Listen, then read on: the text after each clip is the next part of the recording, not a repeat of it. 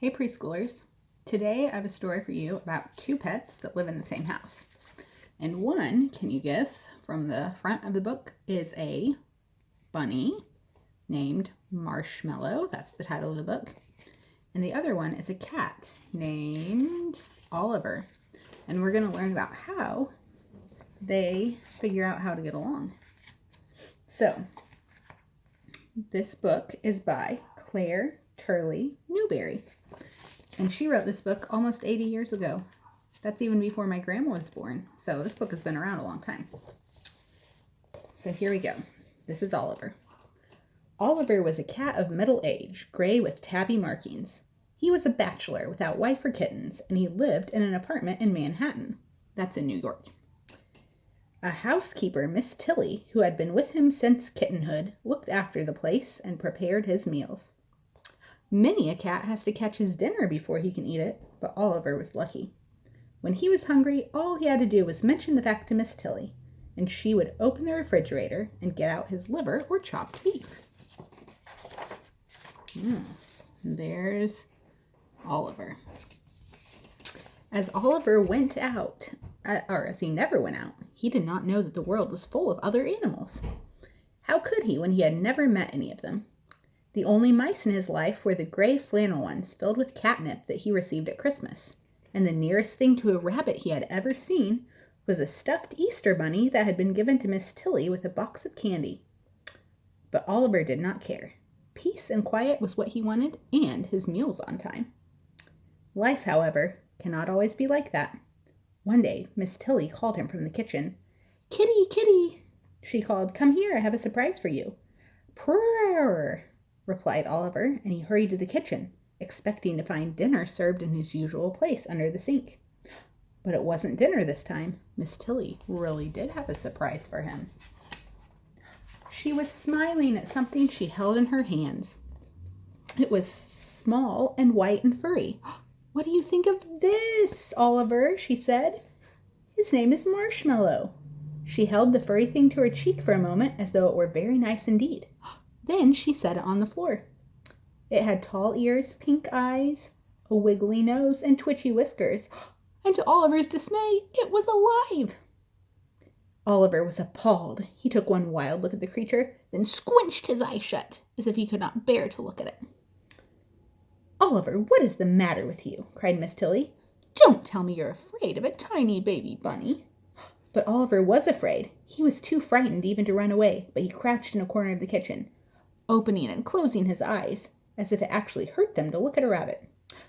As for Marshmallow, he paid no attention to anybody. He was a very unhappy little bunny. All he wanted was to be at home again with his nice, warm, furry mother. If he had been a kitten, he would have mewed.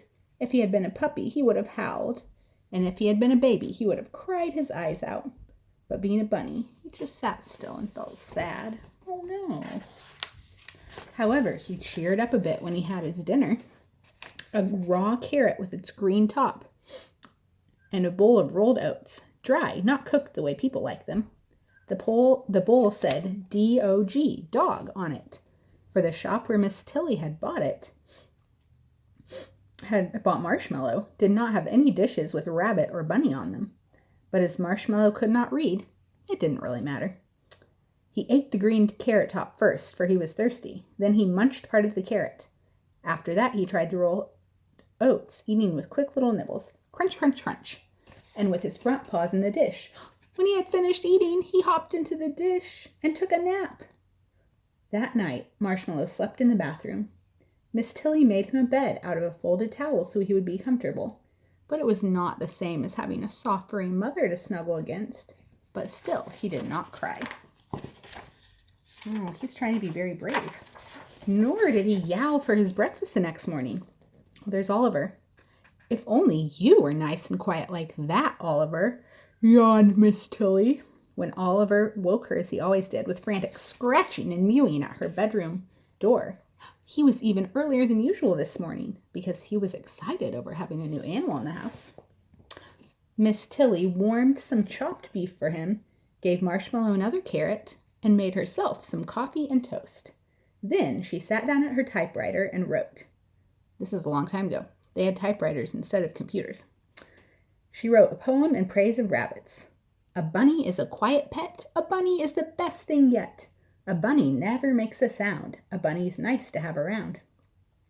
Puppies whimper, bark, and growl. Kittens mew and tomcats yowl.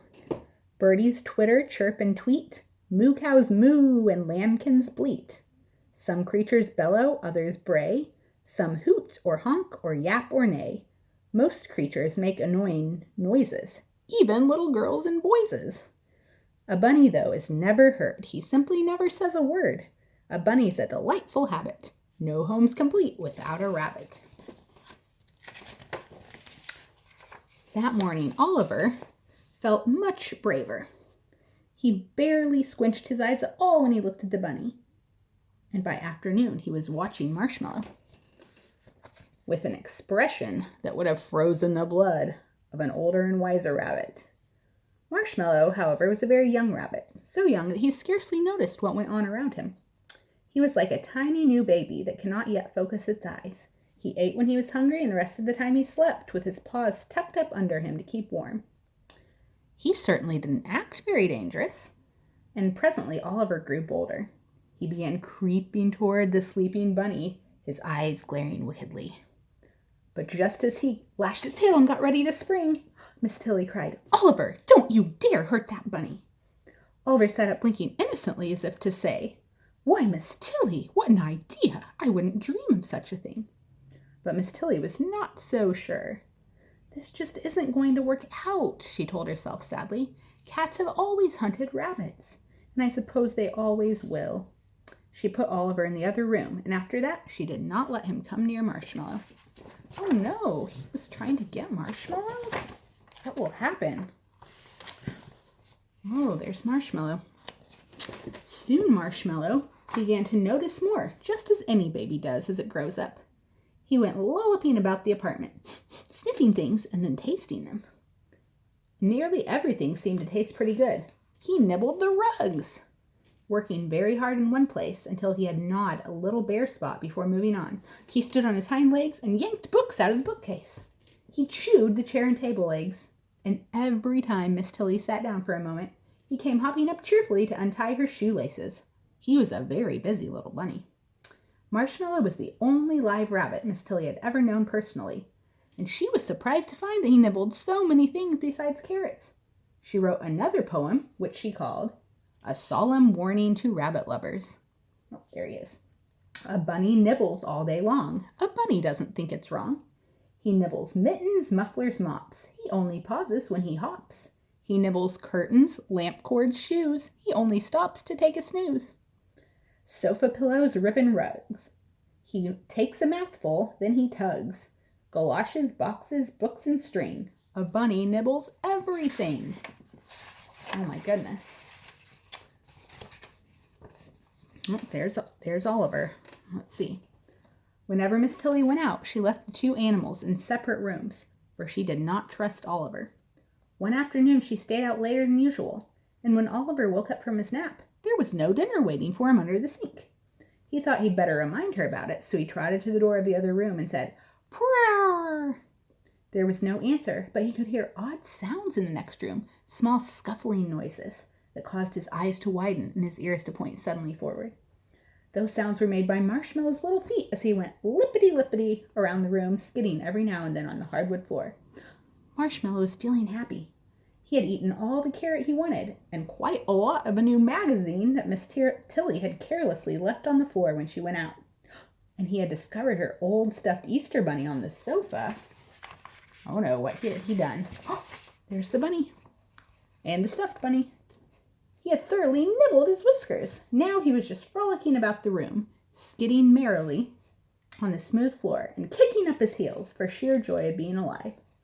On the other side of the door, Oliver was listening and sniffing and listening while his eyes grew bigger and bigger. "Prrrr!" he said again and scratched impatiently at the door. When this did no good, he stood up on his hind legs and patted the doorknob. Finally, he reached up both forepaws, and with one on each side of the knob, he worked it this way and that. At last there was a small click, the door swung ajar, and Oliver padded silently into the next room. and there was that rabbit skipping about as if he hadn't a care in the world. He didn't see Oliver come in, but went on playing a little game he had just invented. He would dash several feet in one direction, stop suddenly, and spring into the air. Then he would turn, dash back to his starting point, and jump again, back and forth, back and forth. Oliver watched it with great interest. Each time the little bunny whisked by him, he lashed his tail and got ready to spring. But somehow he couldn't quite make up his mind to do it. Perhaps he remembered that Miss Tilly told him not to hurt the bunny, and maybe he was still a little bit afraid. Suddenly, Marshmallow sat up tall and stared at the cat, his soft nose twitching rapidly. He looked most inquisitive, but not in the least alarmed. What was this great striped animal, he thought? Could it possibly be his mother in a new fur coat?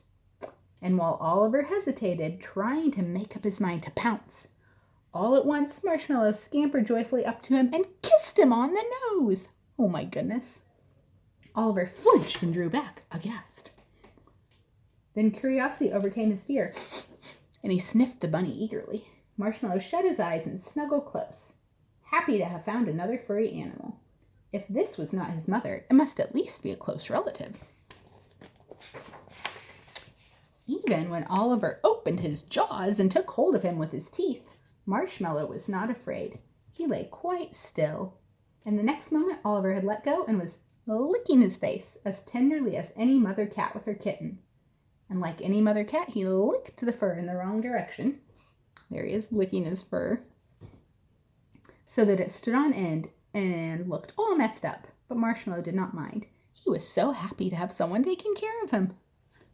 When Miss Tilly got home, she found them asleep on the floor, Oliver's head resting on Marshmallow like a little white pillow. After that, she let them play together every day, for she saw that they were friends. They romped like two kittens, and wherever the cat went, Marshmallow followed, lippity-lippity right at his heels. And whenever Oliver lay down to take a nap, the bunny cuddled up to him as close as he could get. He could scarcely have loved Oliver more if he had been his mother. Oliver forgot that he had ever thought of Marshmallow as a strange animal to be pounced upon.